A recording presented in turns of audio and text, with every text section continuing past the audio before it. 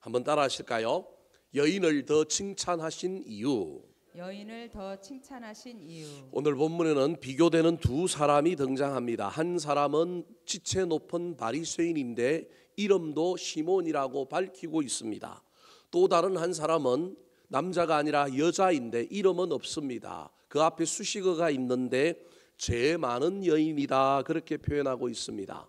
음란의 죄를 지었을 가능성이 많은 여인, 한 동네에 살고 있어서 동네 사람들이 다 그 여인의 인간적인 실수, 인간적인 어떠한 죄를 알고 있는 여인입니다. 그런데 공교롭게도 이 두 사람이 같은 자리에서 예수님과 함께 있었습니다. 메시아는 사람의 중심을 보시고 아십니다. 겉으로 어떻게 되어 있느냐 보다 속마음이, 우리의 본질이 무엇인지를 보고 아십니다. 그래서 오늘 본문 39절에 보면 보고라고 하는 단어가 등장하고 40절에도 보면 돌아보시며 보느냐라고 하는 단어가 계속해서 등장합니다. 사람도 보고 하나님도 보고 예수님도 보지만 보는 것이 다른 것입니다. 어쩌면 이 두 사람은 예수님을 만난 두 예배자라고 할 수 있습니다. 한 사람은 자기 집에서 예수님을 초청하여 자기 스스로 예배의 주인공이 된 사람이 이 남자 바리새인 시몬이라고 할 수 있습니다. 또 다른 한 사람은 초대받지도 않았는데 자기 스스로가 예배의 자리에, 남의 집의 예배에 예수님을 만나는 자리에 나온 여인입니다. 그런데 예수님은 이 두 사람을 비유를 통하여 다 뭐라고 얘기하고 있느냐 하면 빚진 자라는 겁니다. 시몬은 자기가 빚진 줄 모르고 지금 있을 수도 있습니다. 근데 예수님은 세 사람들이 보는 것과 달리 둘 다 정체성은 뭐라고요? 빚진 자다. 500데나리온과 50데나리온이지만 하나님이 보시기엔 인간으로는 10배 차이지만 하나님이 보시기에는 10배 차이가 아니라 50보, 100보, 너희 둘의 정체성은 둘 다 무엇이냐 하면 빚진 자라는 것입니다. 다르게 표현하면 둘 다 삶의 어떤 이유와 어떤 연관이 있는지는 모르겠지만 둘 다 예수께로부터 뭘 받은 사람이냐 하면 은혜를 받은 사람, 좀 더 이야기하면 죄 사함을 받은 사람. 바리새인은 그 당시 종교 지도자들로 위선적인 삶을 살았는데 그 위선을 우리 주님께서 너에게는 이선이 없다, 너는 정직하다, 너는 신실한 종교인이다라고 어쩌면 인정해 주어서 죄 사함을 받은 사람일 수도 있습니다. 성경은 그 과정을 설명하고 있지는 않습니다. 죄 많은 여인은 그 죄가 무엇인지 밝히고 있지는 않지만 음란의 죄를 지은 요한복음 6장에 보면 여러분 죄 없는 자가 돌로 치라라고 하는 그 여인이 아마 이 여인이었을 것이고 이 여인이 아마 7 귀신 들렸던 막달라 마리아일 것이다라고 성경학자들은 연관지어 추정합니다. 어찌되었든 두 사람 다 예수님께 뭘 받은 사람이냐 하면 은혜를 받은 자, 빚을 탕감받은 사람입니다. 그런데 그 은혜가 계속하여 작동하고 있느냐, 그 은혜가 계속하여 남아 있느냐 있지 않느냐는 뭘 보면 알 수 있느냐 하면 예수님과의 만남의 자리, 예배의 자리에서 드러납니다. 사랑하는 성도 여러분, 이 두 사람의 예배자, 이 두 사람의 이야기 속에 저와 여러분은 어떤 사람들입니까? 우리는 교인들 중에 처음 교회 온 사람, 신앙생활을 늦게 한 사람들을 보면서 똑같은 빚을 탕감받은 죄인이라고 여기지 않고 혹시 우리는 바리새인과 같은 태도로 바라보거나 그렇게 살고 있지는 않습니까? 여러분, 우리는 모두 다 목사인 저를 비롯하여 회중석에 앉아있는 여러분이나 저나 똑같은 빚진 자라고 하는 사실, 빚을 졌기 때문에 빚을 탕감받았으면 내 안에 무엇이 남아 있어야 되느냐 하면 은혜가 남아 있어야 합니다. 그 은혜가 예배의 자리에서 작동을 하는가, 그 은혜가 예배의 자리에서 계속해서 유효한가, 그 은혜 위에 또 은혜를 얹고 있는가, 아니면 예배의 자리에서 받은 은혜마저 까먹는 예배를 드리고 있지는 않은가 살펴볼 수 있는 저와 여러분이 되기를 소망합니다. 오늘 본문에서 예수님은 은혜를 받은 두 사람 중에 한 사람은 은혜가 사라져가고 있고 한 사람은 더 큰 은혜를 사모함으로 은혜 위에 은혜를 얹고 있었기 때문에 예수님은 시몬은 책망하고, 책망이라기보다는 시몬에게는 비유를 들어서 설득시키고 교정시키려고 깨닫게 하려고 하지만 은근슬쩍 그 이야기 속에서 누구를 더 칭찬하고 있느냐 하면 이 죄 많은 여인, 세상의 눈으로 보기에는 죄가 많은 여인, 불청객, 오지 말아야 할 여인이지만 이 여인을 훨씬 더 칭찬하고 있습니다. 이유는 결론적으로 말하면 이 여자는 은혜를 받았지만 은혜를 까먹지 않고 그 은혜 위에 뭘 더 얹고 있다고요? 은혜를 더 얹고 있는 여인이기 때문에 예수님께서 칭찬하고 있는 것입니다. 그러면 그 은혜는 어떻게 작동하고 있을까요? 예수님께서 이 여인을 더 칭찬한 이유는 무엇일까요? 따라 하시겠습니다. 사모함으로 자원하는 예배. 사모함으로 자원하는 예배. 자, 이 여인의 예배, 은혜 위에 은혜를 더 얻는 예배의 특징 중에 하나가 억지로 강제적으로 습관적으로 하는 예배가 아니라 진정한 예배자는 사모합니다. 은혜가 내 안에 있어서 작동하는 사람은 뭘 사모하느냐 하면 예배를 사모합니다. 왜냐하면 예배는 나의 죄를 사해 주신 그분께 영광을 올려드리고 그분께 감사를 표현하는 자리이기 때문에 그렇습니다. 나를 만족시켜야 될 자리가 아니라 은혜가 있는 사람은 은혜 때문에 감격하여 자원함으로 누구에게 나오느냐 하면 주님께 나옵니다. 오늘 본문의 두 예배자는 다 이 자원함, 적극성은 가지고 있습니다. 자, 36절, 37절 말씀 시작. 한 바리새인이 예수께 자기와 함께 잡수시기를 청하니 이에 바리새인의 집에 들어가 앉으셨을 때에 그 동네에 죄를 지은 한 여자가 있어 예수께서 바리새인의 집에 앉아 계심을 알고 향유 담은 옥합을 가지고 와서. 자, 둘 다 적극적입니다. 대충 습관적으로 예배 드리는 자가 아니라 둘 다 적극적입니다. 한 바리새인은 예수님을 청하였습니다. 내 집에 들어오세요. 내 마음에 들어오세요. 오늘 예배 가운데 주님 만나기를 원합니다. 라고 하는, 여러분 둘 다 뭐가 있느냐 하면 사모함이 있습니다. 적극성이 있습니다.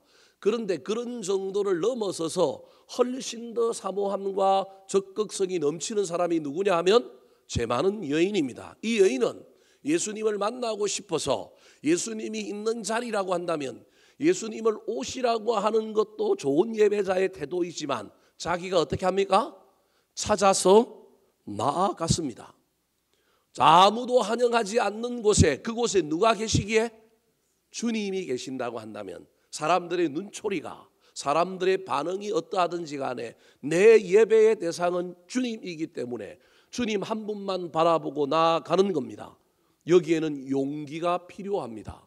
그래서 이 예배자가 둘 다 좋은 예배자지만 시작은 둘 다 똑같이 적극적으로 자원함으로 나아갔지만 한 여자인 저 죄 많은 죄를 지은 여인은 거기에다 무엇을 더하고 있느냐 하면 용기까지 더하고 있습니다. 어쩌면 사람들에게 배척을 당하고 어쩌면 사람들에게 비난을 당할 가능성이 있음에도 불구하고 내가 그것을 무릅쓰고라도 사모하는 마음, 간절한 마음이 더하여 초청받지도 않았던 저 바리새인 시몬의 집으로 찾아갑니다. 사랑하는 성도 여러분, 올 한 해 저와 여러분의 예배에 이런 자원함과 이런 적극성이 넘쳐 흘렀으면 좋겠습니다. 저와 여러분의 마음에 예수님이 있다고 한다면, 내가 그분을 만나야 한다면 교회 안에 누가 있든지 어떤 상황이 펼쳐지든지 그건 여러분 변수일 뿐이요 상수는 예수님이어야 하지 않겠습니까? 그분 한 분만 보고 나와야 하지 않겠습니까? 장애물이 있어도 나와야 하지 않겠습니까? 그 사람이 진정한 예배자요. 그 사람에게 무엇이 있느냐 하면 은혜가 작동하고 있는 것입니다. 올 한 해 이 예배의 주인공들이 되시기를 예수님의 이름으로 축원합니다. 두 번째, 이 여인이 더 칭찬을 받은 이유, 은혜 위에 은혜가 작동하고 있는 모습은 무엇일까요? 따라 하시겠습니다. 회개와 감사를 소유한 예배. 회개와 감사를 소유한 예배. 사모함과 자원함으로 용기를 내어 장애물을 넘어서도 나온 것도 중요하지만 여러분, 이건 나오는 진입의 문제이고 실제 예배 가운데 있어야 될 것이 있는데, 그것은 무엇이냐 하면 회개와 뭐가 있어야 된다고요? 감사가 있어야 합니다. 둘 다 좋은 예배자였지만 출발은 똑같았지만 여러분, 작은 차이가 이때부터 발생하기 시작하는데, 한 여인, 죄 많은 여인은 세상 사람들 보기에 예배자 같지도 않고 있어야 될 사람도 아닌 것 같아 보여도 그 안에 내면에 우리 주님이 좋아하시는 걸 가지고 있었고, 한 사람은 그럴싸해 보이고 자기 집을 열어서 주님을 초청하여 예배하고 있지만 그 사람에게는 작은 차이, 내면에 있어야 할 것이 없었습니다. 여인에게는 뭐가 있었느냐 하면 은혜에 대한, 구원받은 은혜, 죄사함을 받은 은혜에 대한 감격이 넘쳐 흘렀습니다. 그리고 자기가 죄인이라고 하는 걸 여전히 인정하며 회개의 눈물을 흘렸습니다. 38절 말씀 같이 한번 읽어볼까요? 시작. 예수의 뒤로 그 발 곁에 서서 울며 눈물로 그 발을 적시고 자기 머리털로 닦고 그 발에 입 맞추고 향유를 부으니. 지난주에도 말씀드렸던 것처럼 저 당시 유대인들은 식사를 할 때 여러분, 유월절에 대한 그 감격을 의미하기 위하여 식사를 식탁에 앉아서 하는 게 아니라 가장 편안한 자세로 왼쪽에다가 쿠션 하나 끼고 우리로 치면 비스듬히 들어 누워가지고 왼쪽 팔은 방바닥에 기대고 오른손으로 가운데 있는 뭘 집어 먹는 거냐 하면 음식을 집어 먹습니다. 그러니 발이 비스듬히 이 끝에 있는 겁니다. 예수님 몰래 이 끝자리로 조용히 와서 발치에 앉아 있는 여인이 누구냐 하면 이 여인입니다. 예수님은 알았지만 짐짓 모르는 척하고 이 여인을 뭐하고 있느냐 하면 그냥 용납하고 있는 겁니다. 수고하고 무거운 짐진 자들아 다 내게로 오라. 내가 너희를 어떻게 하리라고요? 쉬게 하리라. 죄에 대한 죄책감, 죄사함을 받았지만 여전히 죄책감을 가지고 있는 이 여인에게 자신의 발을 만지고 자신을 향하여 무엇인가 함으로 말미암아 뭘 주려고 하느냐 하면 자유함을, 인정함을 주려고 하는 겁니다. 예수님 발 뒤로 와서 서서 여러분 어떻게 합니까? 먼저 눈물을 뚝뚝 흘립니다. 분명히 그 발 곁에 서서 앉아 있는 게 아니라 뭐 하고 있어요? 서서 눈물을 흘리는 겁니다. 그리고 눈물이 흐르고 난 다음에 그 발을 적시고 난 다음에 머리털로 이제는 앉아서 어떻게 하는가요? 닦기 시작하는 겁니다. 예수님의 발을 닦지만 누구의 마음을 닦는 거예요? 자신의 마음을 닦고 있는 거나 똑같은 겁니다. 감사하여 흘린 눈물일 수도 있지만 자기의 죄인됨을 회개하고 있는 회개의 눈물이요, 주님을 만난 감격의 기쁨의 눈물로 해석하는 것이 옳습니다. 어찌됐든 저 여인에게는 무엇이 있느냐 하면 눈물이 있습니다. 이게 회개의 눈물이든 감격의 눈물이든 눈물의 차이가 바리새인과 이 여인의 차이입니다. 바리새인은 이 눈물이 없습니다. 음식은 차려 놓았지만 감격이 없는 거예요. 감격이 음식 안에 들어 있을 수도 있지만 우리 주님은 지금 이 여인의 감격을 통하여 감동을 받고 있는 겁니다. 더 나아가서 그 발에 뭘 하고 있어요? 입 맞추고 있는 겁니다. 여러분, 입 맞춤은 아무나 할 수 있는 게 아닙니다. 나중에 뒤에 보면 예수님께서 이 여인을 소개하면서 그가 입 맞추기를 뭐하지 아니하였다고요? 그치지 아니하였다라고 표현하고 있습니다. 그 말은 한 번 입 맞춘 게 아니라 계속 뭐하고 있는 거예요? 입 맞추고 있는 거예요. 여기에는 감사가 들어있는 것입니다. 여러분, 저와 여러분에게 이분을 이 입 맞춤이 있습니까? 예수님께서 뒤에서 시몬에게 건면하면서 사람이 들어오면 무슨 물을 줘야 된다고요? 발 씻을 물을 주고 발을 씻겨줘야 되고, 들어오면 환영하기 위하여 뭘 해야 돼요? 입을 맞춰야 되는데 네가 그거 안 하니까 이 여인이 뭐 해줬다고요? 대신 발도 씻겨주고 입을 맞추어 주었는데 이게 환영, 모셔드림인 거예요. 여러분, 감사함으로 여러분 거룩한 입맞춤을 통하여 자신의 삶 안으로, 나의 내면 안으로 지금 입맞추고 누굴 모셔드리고 있느냐 하면 예수 그리스도를 모셔드리고 있는 거예요.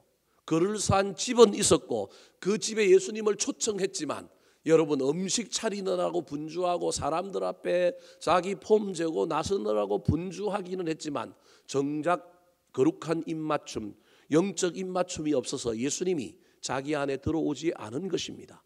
사랑하는 성도 여러분, 보이지 않지만 저와 여러분의 예배 가운데 이 발 씻음이 있었으면 좋겠고, 저와 여러분의 예배 가운데 이 거룩한 입맞춤이 있었으면 좋겠습니다.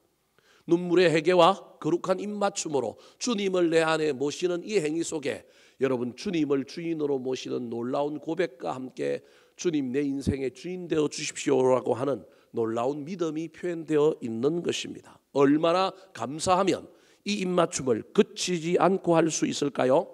사랑하는 성도 여러분, 예배에는 이런 회개와 감동이 감사가 있어야 합니다. 계시록 7장에 보면 하나님이 천상의 예배를 보여주시는데 그 예배 가운데 내 어린 양의 보좌가 한가운데 있으면 그 첫 번째 동심원을 둘러싸고 있는 것이 내 생물이 있습니다. 내 생물 뒤로 또 다른 원들이 하나 있는데 그 원들이 뭐냐 하면 24 장로들이라고 하는 원을 그리면서 어린 양을 향하여 예배합니다. 그런데 그 뒤에 허다한 수많은 사람들이 또 무리를 지어 원을 그리고 어린 양 앞에 예배하고 있는데 24 장로들의 예배의 퍼포먼스가 멋집니다. 그들이 나와서 찬양을 부르면서 죽임당하신 어린 양께 영광이 있을지어다, 세세 무궁토록 영광이 있을지어다 노래하면서 그들이 뭘 했느냐 하면 머리에 쓴 간을 쓰고 들어와서 그 간을 어린 양 보좌 앞에 뭐합니까? 내려놓습니다. 여러분 이게 무엇인지 아십니까? 저와 여러분의 예배에는 두 가지를 가지고 와야 합니다. 하나는 세상 살면서 실패하고 넘어진 것, 아팠던 것, 잘못했던 걸 가지고 와야 합니다. 또 다른 하나는 뭘 가지고 와냐면 주님이 이루어 주신 것, 주님이 해 주신 것에 대한 감사를 가지고 와야 합니다. 예배 가운데 이 두 가지가 있어야 합니다. 다른 것도 있어야 하지만 이게 필수입니다. 제가 올해 예배를 다시 한 번 더 살펴보는 가운데 우리 교단과 우리 교회 예전 가운데 여러분 사제의 기도라고 하는 것이 있습니다. 왜 이게 들어있느냐 하면 얼마나 회개 기도를 안 하면 주일 공식 예배에 뭐부터 하자고요? 회개부터 하자. 자원함으로 안 되니 이게 예배 순서 안에 넣어서라도 우리가 회개해야 된다. 여러분 이게 우리 교단의 신학입니다. 제가 장신대에서 신대원 졸업한 후에 대학원에 가서 예배 설교학을 또 배우고 또 공부를 했기 때문에 이걸 놓치기가 쉽지 않은 거예요. 설교가 좀 길다라고 하는 많은 불만들의 이야기가 들리면서 그럼 내 설교를 좀 줄여야지. 예배가 너무 길다라고 하는 이야기 속에서 어떻게 해야 될까? 그러면서 다른 교회 목사님들의 설교의 내용들을 살펴보고 그런데 이찬수 목사님은 저보다 더 길게 하는데 은혜를 받더라고요. 그래서 이건 내가 설교를 못해서 그러는구나. 결론은 그거였습니다. 뭐 부흥하는 교회 목사님들이 설교가 뭐 다 40분 50분 넘어가는데 나도 길게 하면 40분 50분 하지만 제 설교 평균을 내보니까 39분이더라고요. 그래서 내년에는 설교를 좀 줄이자. 그래서 오늘도 여러분 일찍 끝날 거예요. 할렐루야. 네. 그래서 설교를 올해는 좀 줄여야 되겠다 그 마음 가지고 합니다. 근데 때로는 필이 받으면 또 옛날로 돌아갈 때가 있습니다. 돌아가더라도 간혹 여러분들이 기도해 주시고 잘 또 살펴주시면 좋겠습니다. 그러면 어떻게 예배를 줄일까? 우리 교회 예배가 1시간 20분에서 보통 1시간 한 25분에서 30분 사이에 끝납니다. 물론 길어서 1시간 40분까지 갈 때도 있지만 그중에 여러분 찬양 10분이 어디에 들어와 있느냐 하면 다른 교회와 달리 우리는 어디 들어와 있어요? 예배 안에 들어와 있어요. 2부 기준으로 하면 이게 10분이 빠지면 1시간 20분인데 그러면 어떻게 더 줄여야 될까? 줄여주는 게 좋다고 하면 줄여야지. 그래서 예배 순서를 바꾸자. 합동적 교회는요 모든 순서 없습니다. 찬양하고 대표 기도하고 성경 봉독하고 설교하고 강구하고 뭐 하는 거예요? 끝내는 거예요. 여러분 합동적 교회를 홈페이지에 들어가서 쭉 한번 보세요. 우리처럼 이런 예전이 거의 없어요. 그냥 뭐만 있으면 되느냐 하면 찬양 기도 말씀만 있으면 돼요. 그게 오케이예요. 우리는 주일날 가운 입고 나오지만 거기는 가운도 안 입고 나와요. 예를 들어 순서들이 별로 없어요. 그러면 나도 합동적 교회처럼 들어가서 찬양하고 대표 기도하고 심지어 사도신경 주기도문도 안 하는 교회들도 많아요. 그거 다 없애버리고 그냥 그렇게 해서 줄일까? 제 양심에 이게 안 되는 거예요. 그래도 사제의 기도는 뭐 해야 되겠다? 해야 되겠다. 그러면 사도신경을 뺄까? 요것도 제 양심에 또 안 되는 거예요. 그래서 결론은 누가 설교를 좀 줄이자고요? 제가 설교를 좀 줄이자. 그래서 하여튼 열심히 해보려고 올해 마음을 먹고 갑니다. 여러분 중요한 건 길이의 문제가 아니라 여러분 은혜를 받는 내용의 문제일 것이라고 저는 생각하고 때로는 길어도 여러분들이 잘 이해를 해 주셨으면 좋겠습니다. 뺄 수 없는 것, 여러분 저와 여러분이 예배자로서 하나님 앞에 나아가면 반드시 내가 죄인이라고 하는 이 정체성 잊어버리면 예배가 안 되기 때문에 뺄 수 없는 거예요. 주님은 우리 죄를 사하여 주시는 분이다. 물론 저와 여러분 예수 믿고 죄 문제 해결하여 구원받았지만 뭐는 씻어야 된다고요? 목욕은 하지 말아야 되지만 안 해도 되지만 손발은 씻어야 되는 죄인이다. 우리의 정체성을 잊어버리면 안 됩니다. 죄 사함의 은혜가, 죄에 대한 문제의 그 은혜가 사라지는 순간 기독교는 철학이 되고 여러분 형식적인 종교가 될 가능성이 많습니다. 그러므로 반드시 예배 안에는요 은혜가 넘쳐야 되는데 그 은혜의 하는 또 다른 방향은 내가 죄인임을 다시금 확인하는 거예요. 은혜의 또 다른 하나는 하나님 앞에 감사와 뭘 올려드리는 거냐면 영광을 올려드리는 거예요. 이 여인에게는 이것이 있었습니다. 그에게는 예배의 대상인 주님이 확실히 보였고 사람이 보이는 게 아니라 주님이 보였기 때문에 어떤 장애물도 넘어서 주님께 나와야 왔을 뿐만 아니라 그 주님께 드려야 될 것 두 가지, 핵심적인 두 가지, 나의 죄인된 그 죄성 본질을 고백하는 회개의 눈물과 그 눈물 속에는 그 죄를 해결해 주신 은혜에 대한 또 뭐가 있느냐 하면 감사로 거룩한 입맞춤을 하고 나아가고 있는 것입니다. 자기 집을 열어 사람들을 초청하고 예배의 자리를 만들었지만 예배의 대상인 예수님이 보이지 않았고 예수님은 점점 희미해졌고 예수님 대신에 누가 보이기 시작하느냐 하면 사람이 보이기 시작한 사람이 바로 시몬입니다. 그래서 이 두 예배자가 작은 차이지만 차이가 조금씩 벌어집니다. 시작은 둘 다 자원함으로 초청하고 부르지도 않았는데 와서 이렇게 예배했지만 이 예배 속에 여러분 그 내용의 차이가 등장하는데 한 사람은 주님을 바라보고 그분께 나의 눈물을 드리고 그분께 감사와 영광 거룩한 입맞춤을 드리지만 시몬은 시선이 주님께로부터 이탈하였습니다. 39절 말씀 같이 한번 읽어볼까요? 시작. 예수를 청한 바리새인이 그것을 보고 마음에 이르되 이 사람이 만일 선지자라면 자기를 만지는 이 여자가 누구며 어떠한 자 곧 죄인인 줄을 알았으리라 하거늘. 주님을 보고 있으면서도 뭐라고 얘기하고 있냐면 이 사람이 진짜 선지자인가? 선지자라면 이 더러운 여인이 자기를 만지면 이게 정결의 문제가 생기는데 이걸 알고도 이 사람이 이걸 허락하나? 그러면 이 사람은 진짜 선지자 아닌데 모르고 지금 저러는 거 아닌가? 여러분 마지막 49절에 보면 그 안에 앉아있던 다른 사람들도 전부 예배자 자리에 앉아 있으면서 딴 생각하고 있습니다. 바라봐야 될 주님은 보지 않고 마음의 의심, 원망, 불평 다른 것이 나타나고 있는 또 다른 예배자인 시몬과 그의 일행들에 대한 이야기가 등장하고 있습니다. 사랑하는 성도 여러분, 저와 여러분은 예배 중에 누굴 보고 있습니까? 그리고 그 예배 드리는 내 마음 안에 그 예배 가운데 나는 무엇이 주님께 드려지고 있는 존재입니까? 회개는 절대 억지로 하는 것은 아닙니다. 회개는 은혜 때문에 하는 것이어야 합니다. 그런데 그 은혜는 반드시 내가 죄인이었다, 내가 죽을 사람이었다라고 하는 것에 대하여 출발합니다. 그 은혜가 있으면요, 여러분 영죽을 나 같은 죄인 살려주신 그분에 대하여, 그런데 거기에 걸맞게 살지 못한 한 주간의 삶을 바라보며 나의 연약함을 주님 앞에 내려놓고 회개할 뿐만 아니라 그분께 영광과 감사를 돌린다는 사실을 기억하여 저와 여러분의 예배 가운데도 표대인 주님이 반드시 내 앞에 서 있고 보일 뿐만 아니라 나의 시선이 그분을 바라보고 있는가, 그리고 내 마음에는 그분을 향하여 드릴 것이 드려지고 있는가 살펴보고 점검하며 나아가는 저와 여러분의 예배가 되기를 예수님의 이름으로 축원합니다. 마지막입니다. 왜 예수님은 이 여인을 더 칭찬했을까요? 이 여인은 구원받은 이유, 은혜 받은 이 이유, 그 은혜 위에 어떤 은혜를 더 얹고 있을까요? 따라 하시겠습니다. 사랑함으로 헌신하는 예배. 사랑함으로 헌신하는 예배. 자, 38절 다시 한번 읽어볼까요? 시작. 이러므로 내가 내게 말하노니 그의 많은 죄가 사하여졌도다. 이는 그의 사랑함이 많음이라. 네. 사함을 받은 일이 적은 자는 적게 사랑하느니라. 네, 저 잘못 나왔습니다. 화면이. 자, 38절 앞에 38절 한번 띄워주실까요? 저거 47절인데요. 제가 PPT를 만들면서 잘못 나온 것. 자, 같이 한번 읽어볼까요? 시작. 예수의 뒤로 그 발 곁에 서서 울며 눈물로 그 발을 적시고 자기 머리털로 닦고 그 발에 입 맞추고 향유를 부으니 38절 한 절이 여인의 예배가 저 안에 다 들어 있습니다.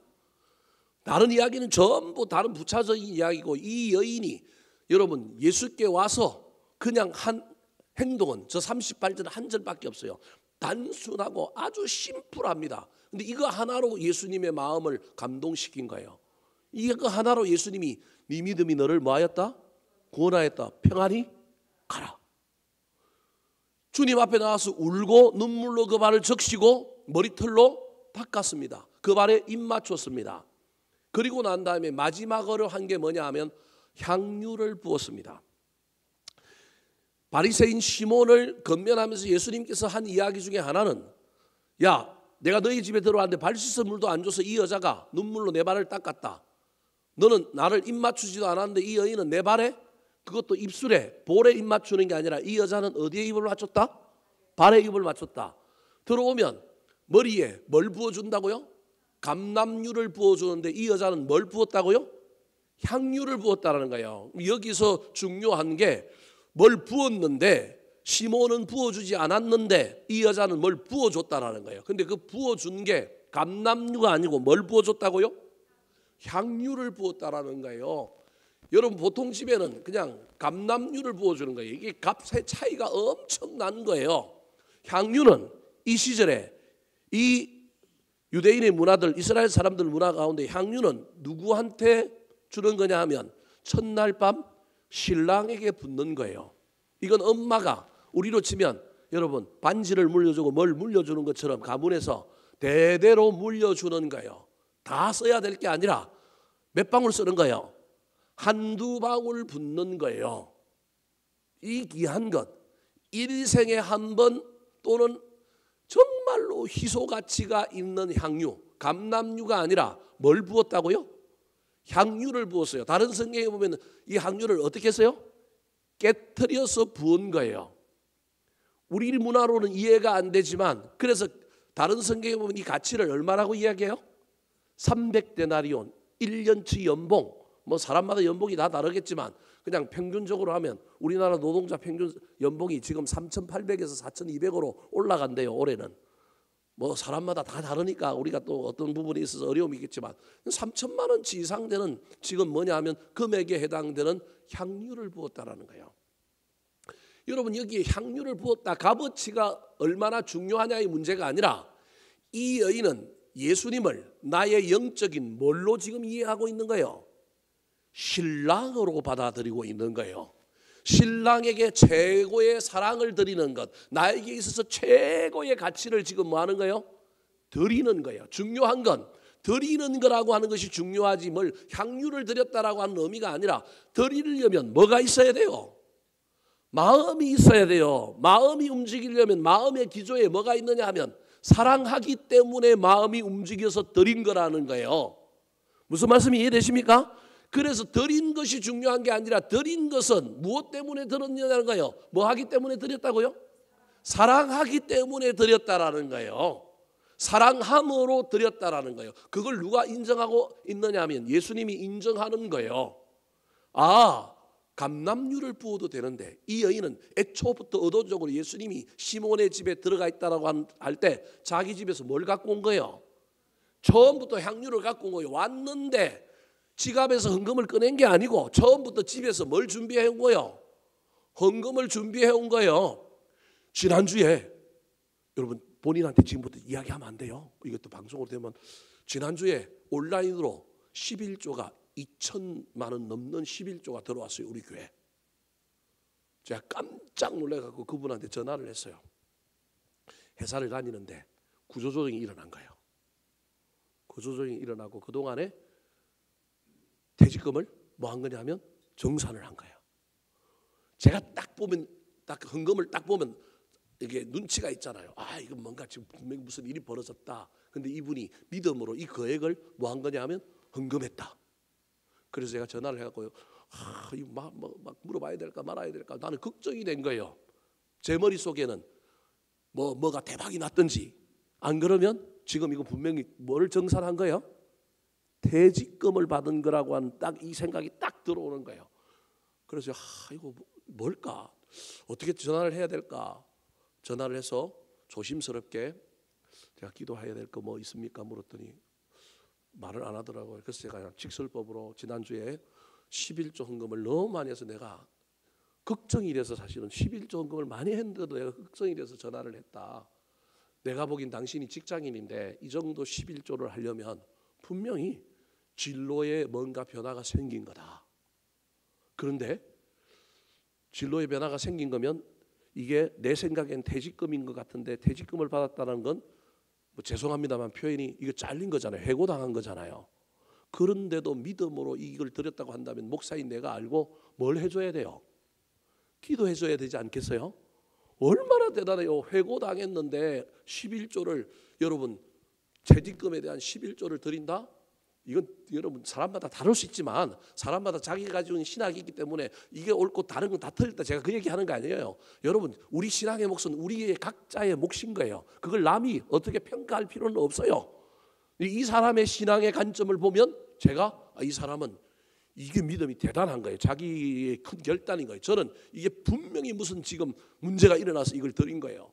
그래서 조심스럽게 기도를 해가지고 전화를 해가지고 상황을 내가 이야기해 주면 기도해 주겠다 그랬더니 이분이 뜻밖에도 목사님 걱정 안 하셔도 됩니다. 지금 회사에서 사이즈를 줄이고 구조조정은 했는데 뭘 했느냐 하면 분사를 한 거예요. 분사가 뭐냐 하면 회사를 쪼갠 거예요. 어떤 한 부서를 독립법인으로 만든 거예요. 그래서 똑같은 자리에서 똑같은 사무실에서 근무합니다. 대신에 자기 소속만 회사 이름만 뭐 한 거예요?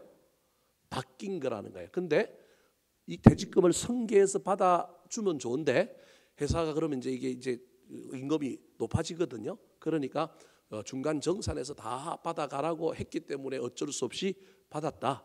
그리고 헌금을 했다. 그래서 목사님 걱정 안 하셔도 됩니다. 똑같이 출근하고 거기 애들이 어린 애들이 있는데 똑같이 출근하고 똑같은 자리에서 똑같이 지금 뭐 하고 있느냐면 똑같이 근무하니까 그래서 내가 회사에 미래는 괜찮느냐 그렇게 해서 분사를 해서 구조조정을 했다고 한다면 또 오고 다니다가 문제가 생기면 안 되는 건데 혹시 그 업무를 없애버리려고 분사를 한 거냐. 분사도 두 가지 방향인데 알짜가 있는 알짜를 분사하는 경우도 있고 그렇지 않은 경우도 있는데 어떠냐. 그러니까 전망은 그래 나쁘지 않은 것 같습니다. 그래서 제가 격려해주고 전화를 끊었습니다. 여러분 제가 지금 돈의 문제를 여러분에게 이야기하는 것이 아니라 이 사람이 그러면서 이분이 그러면서 제가 칭찬했더니 이분이 자기 믿음을 고백하면서 얘기하는 거예요.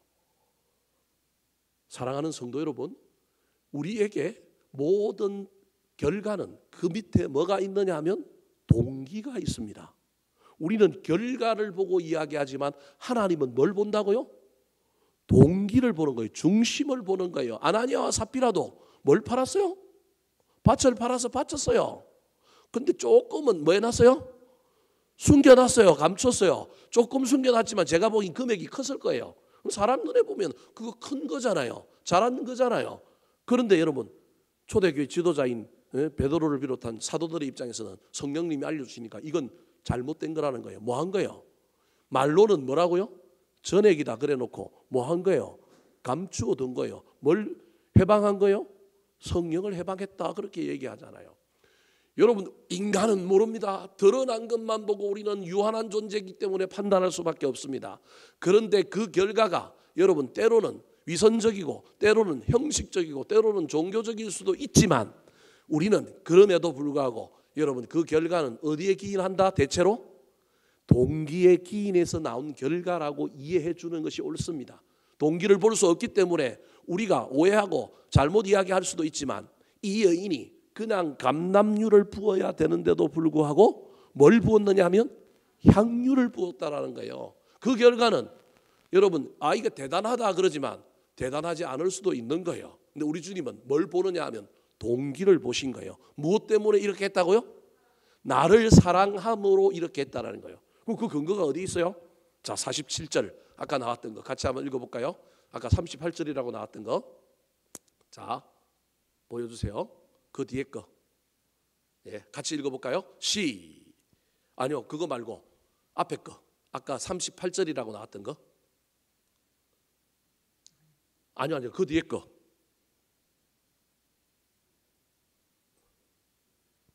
이러므로 자, 같이 한번 읽어볼까요? 이게 38절이 아니고 이게 몇 절이라고요? 47절입니다. 같이 한번 읽어볼까요? 시작. 이러므로 내가 내게 말하노니 그의 많은 죄가 사하여졌도다. 이는 그의 사랑함이 많음이라. 사함을 받은 일이 적은 자는 적게 사랑하느니라. 예수님은 아시는 거예요. 이 사람의 이런 행동의 결과의 밑에는 뭐가 있다고요?